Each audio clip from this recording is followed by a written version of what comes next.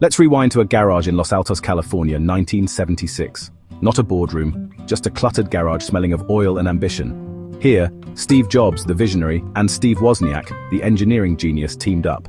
Jobs dreamed big, Woz built the dreams. For a moment, Ronald Wayne joined them, adding a dash of business sense and sketching the first Apple logo. These weren't corporate titans. They were tinkerers, hobbyists, and believers in personal computing for everyone. Their idea? Radical put computers in the hands of ordinary people.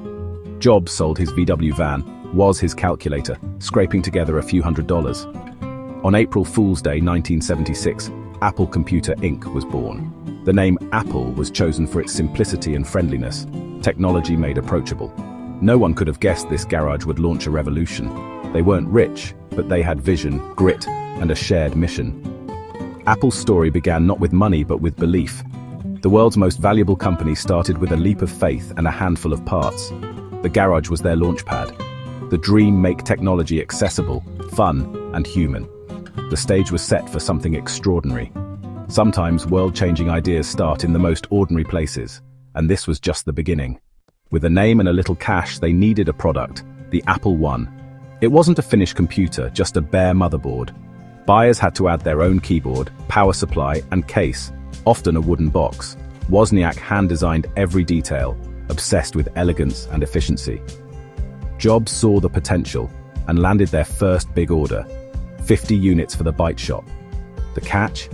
They had to deliver them fully assembled. The garage became a frantic assembly line, with friends and family soldering and testing. In 30 days, they delivered all 50. Each sold for $666.66, a quirky price, but a real business milestone. They built and sold about 200 Apple I computers.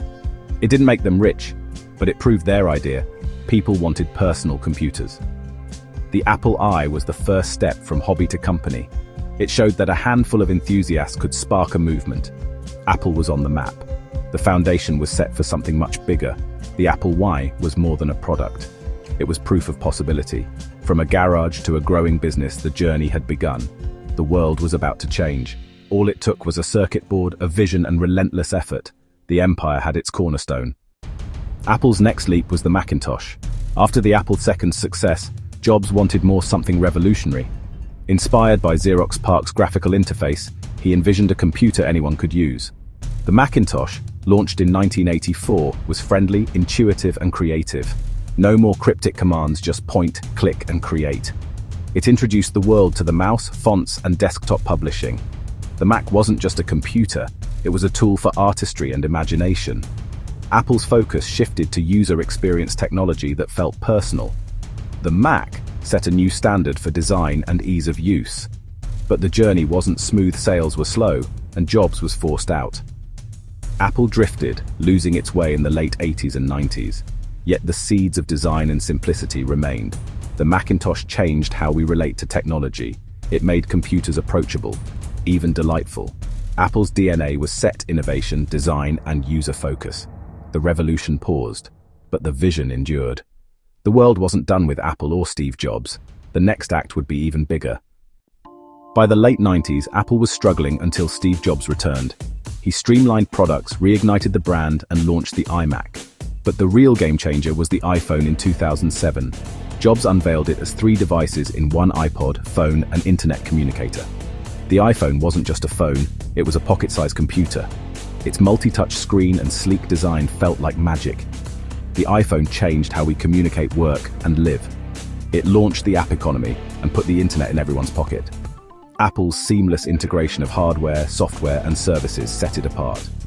The App Store turned the iPhone into a platform for endless possibilities. The iPhone became the most profitable product ever. Apple soared to become the world's most valuable company.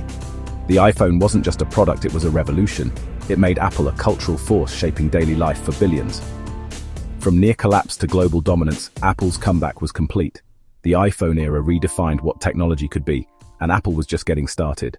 How did Apple go from garage to global icon? Relentless innovation, always pushing boundaries, reinventing categories. Obsession with design technology that's beautiful, simple, and intuitive. Apple products aren't just tools, they're experiences. The ecosystem devices and services that work seamlessly together. Once you're in, it just works. Apple's story is about vision, courage, and thinking differently. It's proof that a few dreamers can change the world. From humble beginnings, Apple built a legacy of creativity and progress. The lesson: big ideas can come from anywhere. Apple's journey inspires us to dream, build, and believe. Technology, at its best, empowers people. And that's the real magic of Apple.